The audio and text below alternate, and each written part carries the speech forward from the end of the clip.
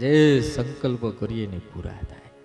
અને 100% સાચી વાત છે. સુશીલ, ડાય અને પતિવ્રતા અને ઉદાર કર્મઠ પત્ની જેના ઘરમાં હોય ને એની કોઠીઓમાં કોઈ દાડો દાણા ખૂટે નહીં યાર, કોઈ દાડ ના ખૂટે.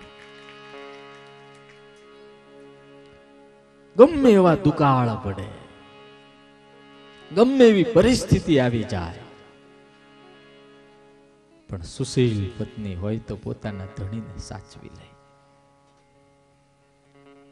સુખદેવજી મહારાજ કહે છે, રાજા ભગવાને તથાસ્તુ કહ્યું અને પાછા કહેતા ગયા, જો આજ જ સાંજે 4-5 વાગે વિશ્વ સમ્રાટ મનુ મહારાજ અને શત્રુપા મહારાણી પોતાની દીકરીને લઈને તમારો પાસે પાણી ગ્રહણ કરાવવા આવે ત્યારે તમે કંઈ પણ આનાકાની કર્યા વગર એનો સ્વીકાર કરી લેજો.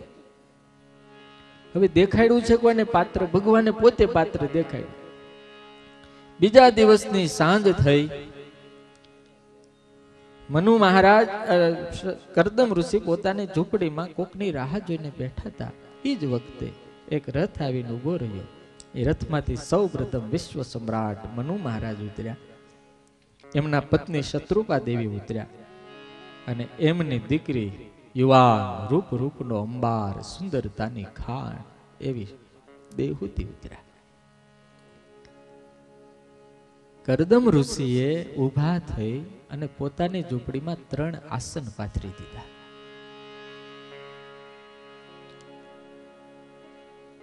કારણ કે એના સ્વાગત માટે. અને દેવહૂતિ સમજી ગયા આ મારી પરીક્ષાની ઘડી છે. કરદમે વિચાર કર્યો કે ભગવાને કીધું કે આ યોગ્ય છે, પણ મારે તો જરાક જોઈ લેવું જોઈએ ને કે પાત્ર યોગ્ય છે કે નહીં, એનામાં સદગુણ અને વિવેક કેટલોક છે. અત્યારે આપણા ઇન્ટરવ્યુ લેવાય એવું નથી, ત્યારે આ પરીક્ષાઓ થતી હતી. ઇન્ટરવ્યુ તો ત્યારે લેવાતા, પણ એમાં વિવેક હતો. અત્યારે તો બંને જણાને ભેગા કરીને પૂછવાનું થાય ને એટલે પેલું પૂછે તમારો શોખ શું? હા, પેલો પ્રશ્ન તમારો શોખ શું? તારું માથું ખાવાનું, બીજો શું? એટલે પૂછવા જેવું પૂછવાનું હોય. સુખદેવજી મહારાજ કહે છે કે પહેલા આસન ઉપર મનુ મહારાજ બેઠા, બીજા આસન ઉપર શત્રુપા મહારાણી બેઠા. હવે ત્રીજા આસન ઉપર દેવહૂતિને બેહવાનું હતું, પણ દેવહૂતિએ મનમાં વિચાર કર્યો કે મારાથી આસન ઉપર બેહાય નહીં. કારણ કે હું જો આસન ઉપર બેહું તો મેં મારા પતિની પાસે સેવા કરાવી ગણાય, અને જો ન બેસું તો મારા પતિએ આદેશ કર્યો છે કે આના ઉપર બેસ, ન બેસું તો એની આજ્ઞાનો લોપ કર્યો કહેવાય. હવે કરવું શું? પણ હોશિયાર હતા, વિવેકી હતા. નારદજી જેવાની સ્કૂલમાં જેને અભ્યાસ કર્યો હતો એને એટલો સરસ નિર્ણય કર્યો કે આસનને આમ બેવડું વાળી દીધું અને એ આસન ઉપર પોતાનો જમણો હાથ મૂકી દીધો અને ધીરેક લઈને ધરતીની ઉપર દેવહૂતિ બેસી ગયા. એટલે તરત જ કરદમ ઋષિના મનમાં એમ થઈ ગયું કે નહીં, ભગવાને જે પાત્ર બતાવ્યું છે ને પરફેક્ટ છે.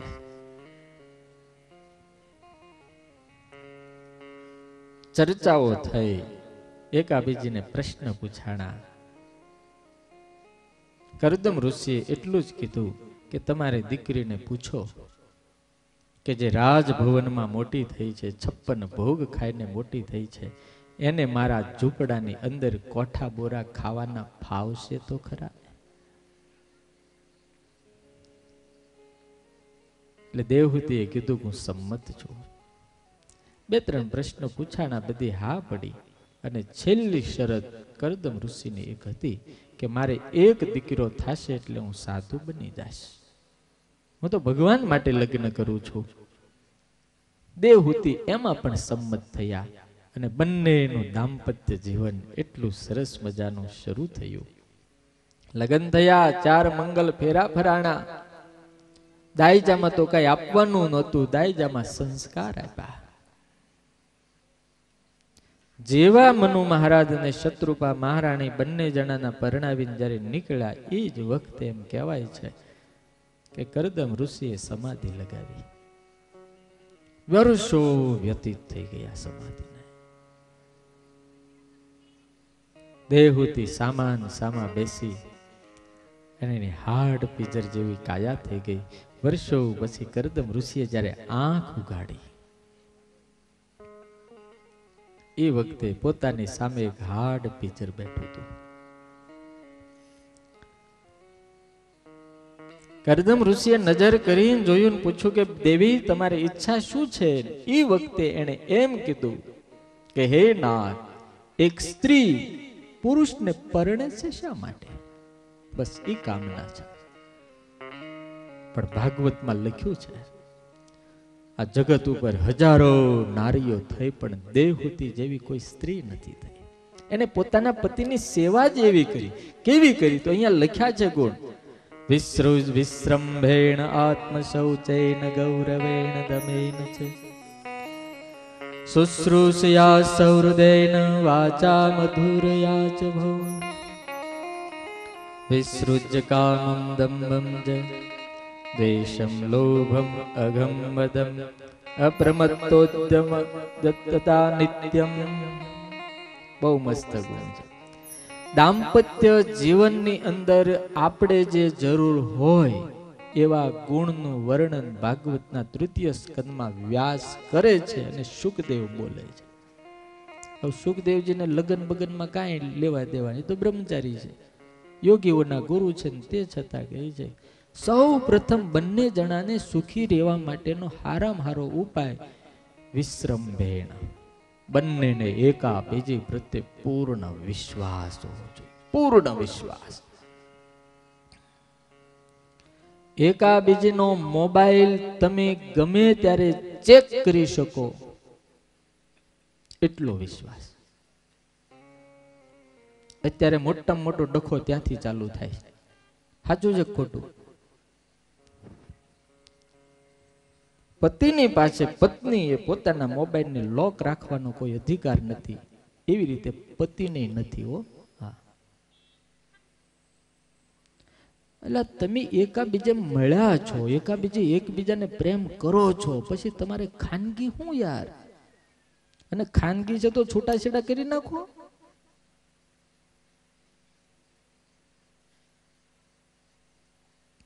જ્યાં દિવાલ છે ત્યાં સમજી લેજો બે દિલ મળી નથી એકતા. જિંદગી તો પડદા વગરની હોવી જોઈએ, નિર્દંભ હોવી જોઈએ. આપણે સુખી થવું છે, પણ જે સુખી થવાના ઉપાય છે એકી અપનાવવા નથી. હવે કેમ સુખી થવાય? બે રસ્તા અચાનક મળી ગયા, બે ઘડી વાતે વળગ્યા ને પાછા છૂટા પડી ગયા. બે ઝરણા અચાનક મળી ગયા, એકબીજાને ભેટા અને પાછા ભળી ગયા. સમજાય છે હું આ બોલું છું? બે રસ્તાઓ અચાનક મળી ગયા, બે ઘડી વાતે વળી ગયા અને પાછા છૂટા પડી ગયા. એક રસ્તો આમથી આવતો હોય ને એક રસ્તો આમથી આવતો હોય ને બે રસ્તા એક જગ્યાએ જતા હોય તો બે ઘડી ભેગા થાય ને પાછા ક્યારેક છૂટા પણ પડી જાય. એવી રીતે એક ઝરણું આ પહાડમાંથી આવતું હોય ને એક ઝરણું આ પહાડમાંથી આવતું હોય, બે ઝરણા અચાનક મળી જાય પછી જુદા ન પડે. એ તો મારા બાપ એકબીજામાં ભળી જાય. બે ઝરણા અચાનક મળી ગયા અને એકબીજાને ભેટ્યા અને ભળી ગયા. હવે આવે છે આપણું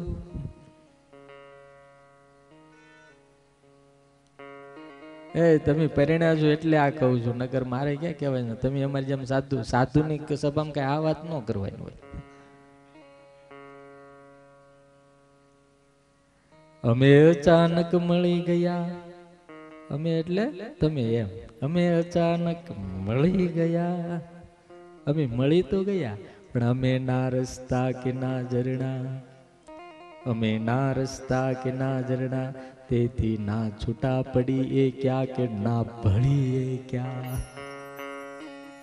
અમે છૂટાય ના પડી એ ક્યાં, ભળી પડતા એ ક્યાં. વિશ્વાસ. બીજું શૌચ, શુદ્ધતા. ત્રીજી વાત, પત્નીને પોતાના પતિનું ગૌરવ હોવું જોઈએ, ગમે એવો હોય. અને પતિને પોતાની પત્નીનું ગૌરવ હોવું જોઈએ, ગમે તેવી હોય. કાઠિયાવાડનો પ્રસિદ્ધ ઇતિહાસ છે. ગામડું ગામ ધોમ ધખતો તાપ, 3 થી 4 વાગ્યાનો સમય.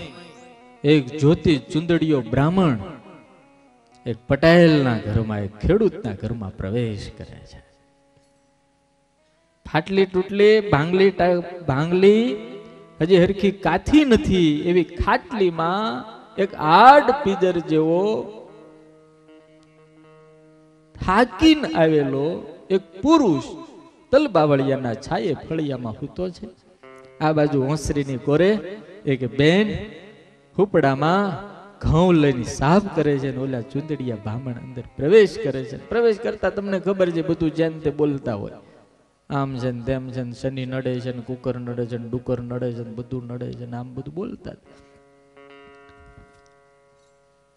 એમાં પછી કીધું કે બેનબા જય શ્રી કૃષ્ણ કહીને ભાઈ એ બેને જે કઈ લોટ આપવાનો લોટ આપ્યો ને પછી પૂછ્યું કે જોશ જોવા છે? જોશ તો હથેળી આપો, હું તમારા જ્યોતિષ જોઈ દઉં, હું જ્યોતિષ જાણું છું. ગૌરવ કોને કહેવાય? ત્યારે બેને એટલું કીધું કે ભૂદેવ જોશ જોવા હોય ને તો હામે જે મારા પતિ હતા ને એના જોવો, મારા તો કઈ જોવાની જરૂર નથી. ત્યારે એને નજર કરી, ફાટલી તૂટલી ધોતી, ખાટલી તૂટલી, એમાં એ ભાઈ હુતા હતા. ત્યારે એની સામે નજર કરીને કીધું કે એના જોશ જોવા જેવાય ક્યાં છે કે છે. ત્યારે પેલી ઘરવાળીએ કીધું કે સાંભળો ભૂદેવ, હવે આ હાથની રેખા બધી ઘૂસાઈ ગઈ છે. જ્યારથી લગ્ન કર્યા ને ત્યારથી એના હાથમાં મારું ભાગ્ય જતું રહ્યું છે. જોવા હોય તો એના જોવો, ઈ ગૌરવ. બાકી અત્યારે તો 2-3 જણીઓ ભેગી થઈને વાતો કરતી હોય, તમારે કેમ છે? તો કે અમારે એમાં કાંઈ નથી. હા, કાંઈ નથી. ના રે ના, મીઠું નથી. લો એમ કે ક્યારેક સાંભળજો તો ખરા, ખાનગીમાં તમે લોકો 2-5 બેનપણીઓ ભેગી થઈને વાતો કરતી હોય, કેમ છે? તે કાંઈ નથી. નવીનમાં હું તો કે નવીનમાં મીઠું નહીં. હું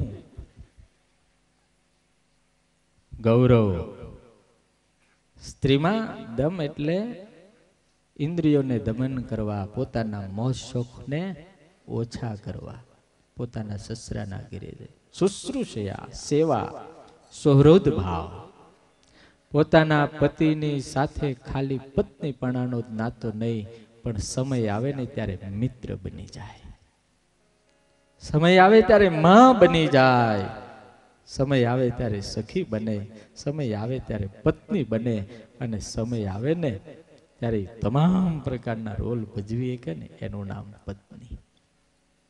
સુરદ ભાવ, વાણી મધુર હોય, વિસૃજ કામમ દંભમ ચ, કામને છોડે, દંભને છોડે, લોભને છોડે, પ્રમાદને છોડે, અને ક્યારેય પોતાના બાપની સંપત્તિ અને પોતાના બાપની જાહો જલાલીનું અભિમાન પોતાના પતિના ઘરે ન કરે. સરસ મજાનું દાંપત્ય જીવન જાય.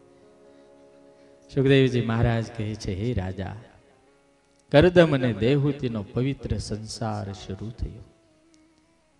હાડ ભીજર જેવી કાયા હતી, પણ તપનું ધન બહુ હતું. એમ કીધું કે જાઓ બિંદુ સરોવરમાં સ્નાન કરી આવો. ભાગવતના શબ્દો જ કહું છું, મારું ઘરનું કાંઈ નથી. બિંદુ સરોવરમાં જ્યાં સ્નાન કર્યું ત્યાં ઇન્દ્રાણીને શરમાવે એવું શરીર પ્રાપ્ત થયું. હજારો દાસ દાસીઓ સખીઓ ખમા ખમા કરતા હતા, અને કરદમે પણ કામદેવ કરતા અદભુત રૂપ પ્રાપ્ત કર્યું. હવે ઝૂંપડીમાં તો વિષય શું ભોગવે?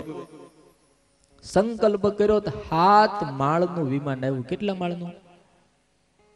આપણે જે 2 માળના જ બનાવીએ કે છે, કોક 3 માળના ક્યાંક હોય છે, બાકી 2 માળના જ વિમાન હોય. 7 માળનું વિમાન, અને કેવડું? 8 કોટ કરતા મોટું. તમને એમ લાગે છે ને આમ જ હાંકતા છે આ સાધુ? આમાં લખ્યું 8 કોટ કરતા મોટું. એની અંદર શું હતું? મોટા મોટા બગીચાઓ, મોટા મોટા આમ ઓલા બાથ, જે ગાર્ડનો હતા એમાં હરણાઓ, પોપટો, મેનાઓ, મોર, આવા તમામ પ્રકારના પ્રાણીઓ અંદર વિચરણ કરતા હતા. ઈ જે 7 માળનું વિમાન હતું, એ તમામ માળની અંદર તમામ પ્રકારની સગવડતાઓ અને હજારો દાસ દાસીઓ. એ હાથ પકડીને એ વિમાનમાં દેવહૂતિને બેહાર્યા. કેટલી દાસ અને દાસીઓ અંદર તમામ પ્રકારના વૈભવો હતા. અને પછી વિમાન પાછું પેટ્રોલ ડીઝલ કાંઈ ન જોઈ મારા બાપ, એ તો સંકલ્પ કર્યા બુડે. અને પછી વિમાન ઉડ્યું. 100 વર્ષ સુધી વિમાનમાં બંને જણા ફર્યા, 100 વર્ષ. અને દેવહૂતિએ જ્યાં જ્યાં કીધું કે પ્રભુ અહીંયા વિમાન ઉતારો, આ જેટલા હિલ સ્ટેશનો છે ને એ દેવહૂતિએ પસંદ કરેલા હિલ સ્ટેશનો છે. ત્યાં ત્યાં વિમાન ઉતાર્યા. 100 વર્ષ પછી વિમાન પાછું પોતાની ઝૂંપડીએ જ્યારે આવ્યું ત્યારે કરદમ મહારાજે પોતાની ઝૂંપડી, પોતાનું તળાવ, એ જે ખીજડો, એ જે વૃક્ષ હતું એ જોયું ત્યારે પોતાનું ભૂતકાળ યાદ આવ્યો. ઓહો, હું એક દાડાનો તપસ્વીને આટલો મોટો વૈભવી થઈ ગયો. મેં તો એક દીકરાનું વચન આપ્યું હતું, મારે ત્યાં 9 દીકરી થઈ ગઈ, ખબર પણ નહીં રહી. આ સંસારનો માર્ગ લપચણો બહુ છે. દેવી અબ સંભાલો તુમ તુમારા પરિવાર, મેં તો ચલા હરિ ભજન કરને કે લીએ. ત્યારે દેવહૂતિએ પગ પકડીને કીધું, બાપ महाराज आपने तो एक पुत्र का वरदान दिया था, ये सब तो पुत्रिया है. ब्रह्मा ने खबर पड़ी मारो छोकरो खोटू करे એટલે બ્રહ્મા 9 ઋષિઓને લઈને આવ્યા અને પછી પોતાના દીકરાને ઠપકો આપ્યો. એટલે ગાંડો થયો છો, તારી પત્નીને દીકરીઓને એકલા મૂકીને જતો રહે છે, તારી જવાબદારીને ફરજમાં આવે એક પુત્રનું દાન કર. અને આને બધાને ઘરે બારે કરી દે, પણ ક્યાં પરણાવો? એટલે પોતે 9 ઋષિ લઈને આવ્યા હતા. 9 ઋષિની સાથે એક એક દીકરી પરણાવી દીધી. અને આ બાજુ એમ કહેવાય છે, સુખદેવજી મહારાજ કહે છે, હે રાજા, હરીને તપ કર્યું અને તપ કરીને દેવહૂતિની અંદર ભગવાન સ્વયં પધાર્યા. સમય જતા જતા જતા જતા કપિલા સઠ આવી. બરોબર મધ્યાહનનો સમય હતો. આકાશની અંદર દેવતાઓએ પુષ્પની વૃષ્ટિ કરી અને જય જયકાર કર્યો. બોલો કપિલ ભગવાન કી જય. આનંદ આનંદ થયો. પછી પાછા પેલા જે હતા ઋષિ એ પાછા જંગલમાં જઈને તપ કરવા માંડ્યા. કારણ કે એને ખબર હતી કે આના વગર મજા. એટલે મને 1-2 જુવાનને કહી ગયા, ઘડીક રાસ લેવડાવજો. એટલે ભગવાનનો જન્મ થયો એટલે આપણે તો રાસ ઘડી લઈ પછી પાછી કથા ઘડી કરીશું. આપણે દ્રૌપદીનું ચરિત્ર આપણે સાંભળવું છે. રોજ રોજ આનંદ થાય સંતોના સંગમાં, હાલો ઘડી ઉભા થઈ જાઓ. આવો બધો સભા મંડપ હોજાય ખડે. આજ ભગવાન કપિલ ભગવાન નું જયારે પ્રાગટ્ય થયું હોય ત્યારે કયો એવો આત્મા હોય એના હૃદયમાં આનંદ ન હોય. આજ બધાય આવો સભા મંડપ માંથી બધાય આવો. ડ્રેસ વાળા નહીં ખાલી. મારી વાત સાંભળો.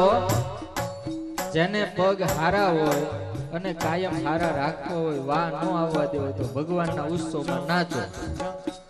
હાલો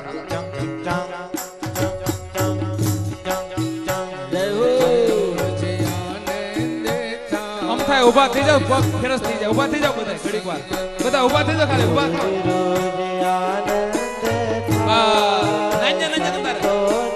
તાલી પાડો. વાલા ભક્તો, અમારા ગુરુજી પધાર્યા છે. અમારા ગુરુને પણ જોરદાર તાળી વગાડીને સ્વાગત કરીશું. આવો પધારો ગુરુ મહારાજ. પૂજ્યપાદ વિષ્ણુ સદગુરુ વર્ય વિષ્ણુ પ્રકાશ સ્વામી પધારી રહ્યા છે. ત્યારે આ લોકો ગાવા દો.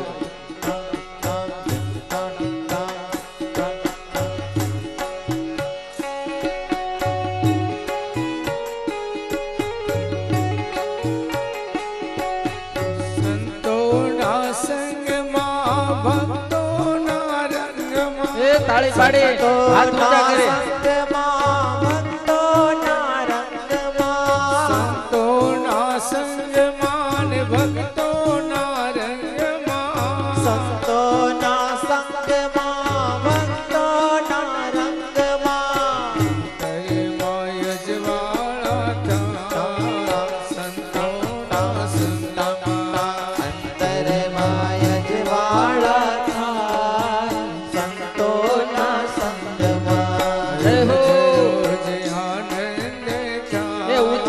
તાળી પાડો. હરિ બોલ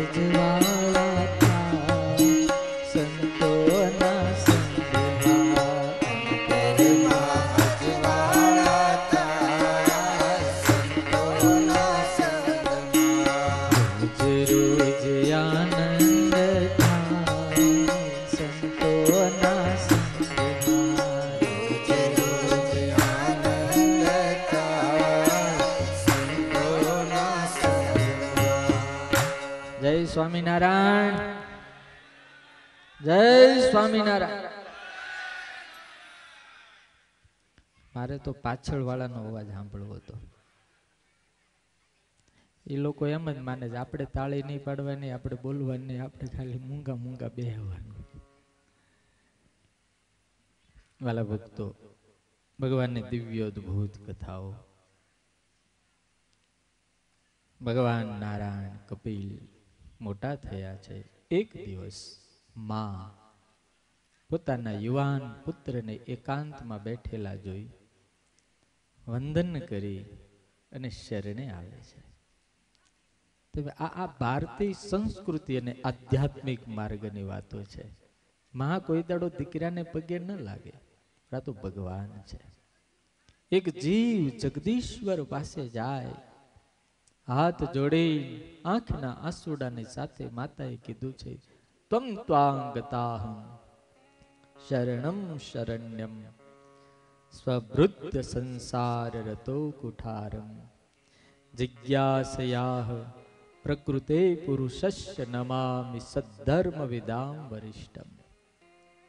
હે કપિલ, હું સંસારના મોહમાં એવી બંધાયેલી છું અને સંસ્કૃતિમાં એવી પીડાઈ ગઈ છું, બંધન છૂટતું નથી. કંઈક એવી કૃપા કરો અને હું આમાંથી મુક્ત થાવ. આ જ્ઞાન રૂપી કવાડે કરી અને સંસ્કૃતિ રૂપી બંધનો મારા કાપી નાખો, એવી મારી ઉપર કૃપા કરો. સાધુ આપણે આંગણે પધારે ને એટલે સમજી લેવાનું કે આપણી કથા ઠેઠ ઠાકોરજીના ચરણ સુધી પહોંચી ગઈ. એટલે હું ઘણી વખત એક કથામાં કહું છું, એ તમારા બહુ પુણ્ય ઉદય થાય ને એટલે સાધુ વગર બોલાવે તમારા આંગણે આવે, અને પાપ બધા ભેગા થાય ને એટલે પોલીસ આવે. પોલીસ આવે એટલે સમજી લેવાનું પાપ ઉગ્યા. અને સાધુ જો ઘરે આવે ત્યારે સમજવાનું કે અમારા પુણ્યનો ઉદય થયો છે.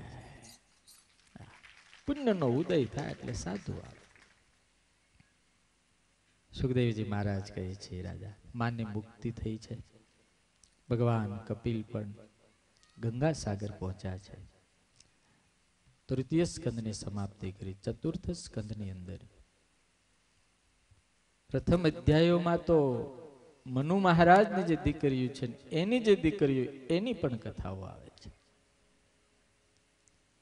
એમાં દક્ષ પ્રજાપતિને જે પ્રસૂતિ નામના દીકરી આપ્યા હતા એને ત્યાં 16 કન્યા થઈ. દીકરીઓ એકય નહોતો થયો. એમાં 16 માંથી 13 કન્યા ધર્મદેવને આપી, 1 કન્યા અગ્નિને આપી, 1 કન્યા પિતૃઓને આપી, અને સૌથી નાની દીકરી જે સતી કહેવાતા હતા એ ભગવાન શિવની સાથે પરણાવ્યા. દક્ષને અને શિવને બંને જરાય નહીં, ભયંકર દુશ્મનાવટ, તો દીકરી આપી લો. કારણ એના બે હતા. કારણ કે સતી શિવને પ્રેમ કરતા હતા અને એમાં સ્વયં બ્રહ્મા પોતે પડ્યા. હવે દક્ષ છે બ્રહ્માનો દીકરો છે, એટલે બ્રહ્માએ એટલે એના દાદા એના બાપાએ કીધું કે દીકરી શિવને આપ. એટલે શિવ સાથે લગ્ન થયા. મૈત્રી કહે છે કે હે વિદુર,